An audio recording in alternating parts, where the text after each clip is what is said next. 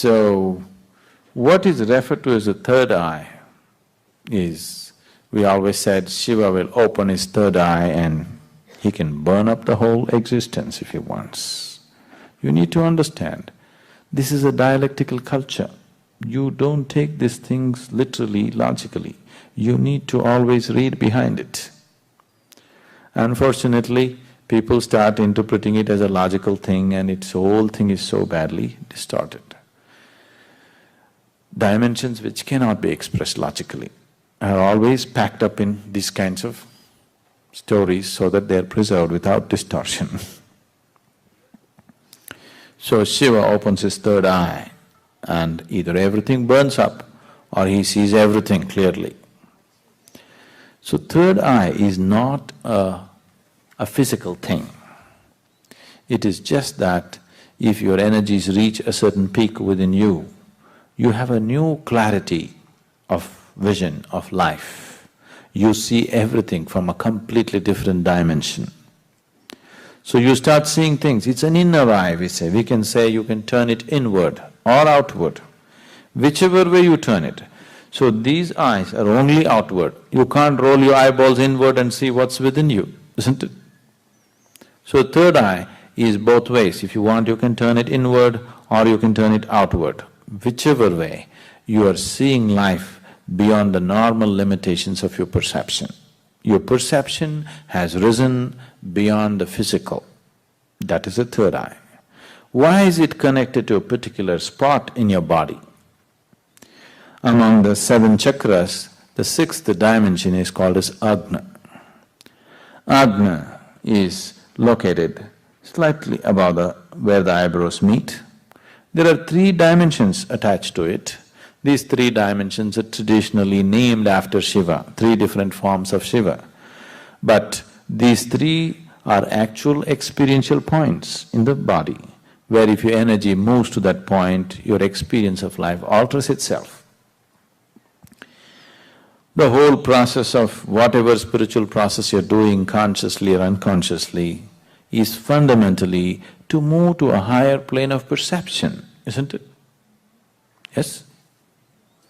You call it God, you call it Kundalini, you call it yoga, you call it what you want. But fundamentally, the whole thing is to raise your perception from a limited physical perception to a higher possibility. So if your energies are in the lowest chakra, which is referred to as the Mooladhara, food and sleep will be the most dominant factors of your life. Only food and sleep. You will not know anything else. If energies move into Swadhisthana, then you are a pleasure seeker, you enjoy the physical world in so many different ways. If your energies move into Manipuraka, then you are a doer in the world, you are an achiever. If your energies move into Anahata, you are a creative person, maybe you're an artist, you're a painter, you're something, you're more creative about life. If your energies move into Vishuddhi, if they become dominant there, you are a powerhouse. Power need not just mean this. Human beings can be powerful in so many different ways. So, this is the power center. If energies move into your Agna, then you have clarity of vision. Now, you are intellectually realized, not experientially realized. Intellectually realized, you touched a point where life cannot disturb you, life cannot take a toll on you because intellectually you're realized, but still you're not ecstatic in any way. You don't know the ecstasy of life, but you have stability of life. Nothing can touch you, nothing can disturb you, you come to that point.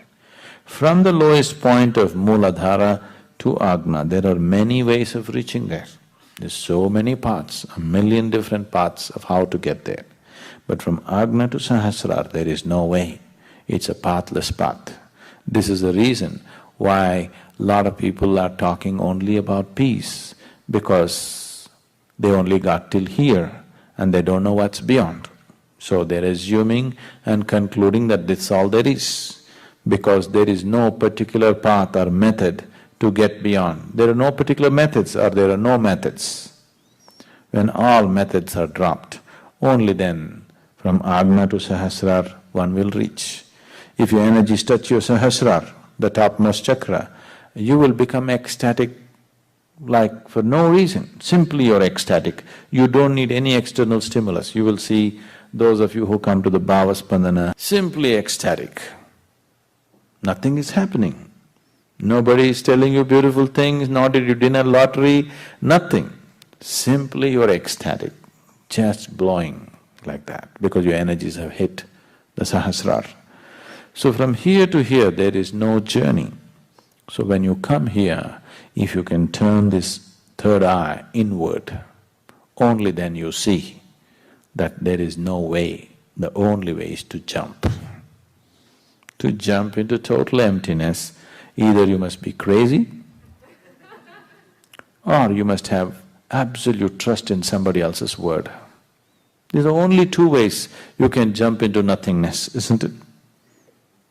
Either you must be crazy, that you don't care what happens to you, or you have so much trust in somebody, if he says jump, you will anyway jump. These are only two ways. So, the third eye is something that gives you a total clarity of how things are, how life processes. When I say life, don't think of life in terms of waking up in the morning, eating, going to the party, not that life. Fundamental life, life as you, life as an entity, life as a basis of existence right now. Once you have a clear vision of this, then the way you function and the way you conduct your life is very, very different. So once your third eye opens, it is not that this is going to split and open up, your perception has risen beyond the physical. You have started seeing that which is beyond the physical. You know, have you heard about those schools and they have them blind so that they develop this ability to do remote viewing and… No, those schools are fundamentally trying to develop the intuitive nature of the mind. But I am not talking about the mind when I say the third eye. See, mind is capable of fantastic things by itself. You have not explored even a small percentage of the mind's capabilities. Human beings have not explored even a very small capabilities of the mind.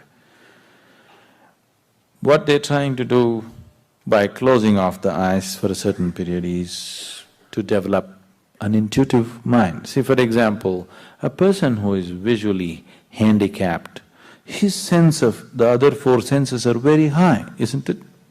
Have you noticed this? Their capability is so uncanny about how they hear things, how they know things just by the direction of the sound is so uncanny. So that is about heightening a certain aspect of the mind so that they become intuitive. That's a different dimension. If even in India, people who want to train in astrology, people who want to train in predicting other people's lives and things, they shut their eyes off for long periods so that they learn to use their mind in a particular way. When I say third eye, we are not talking about the mind at all. It doesn't involve the normal process of the mind. It's a different dimension by itself.